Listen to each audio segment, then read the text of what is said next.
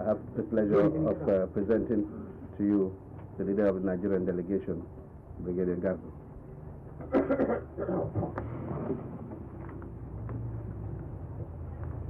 My dear colleagues, Minister of Foreign Affairs of Mozambique, ladies and gentlemen, I believe that whatever we're able to do is only an assistance, a token of our commitment. The fighting must of necessity be done by the liberation movement themselves. This is the only way that true independence can be won.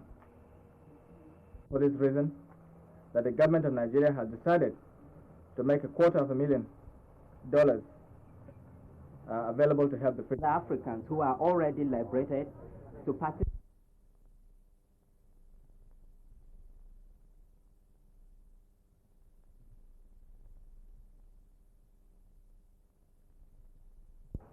There is no such person as the political leaders of the liberation movements are too busy bickering among themselves. We have therefore decided to hand over the check over to the government of Mozambique for utilization and handing the check to my friend and colleague, Mr. Chissano, who himself is a dedicated, tireless and dynamic crusader for freedom, independence and justice in Africa. Ladies and gentlemen, I thank you very much.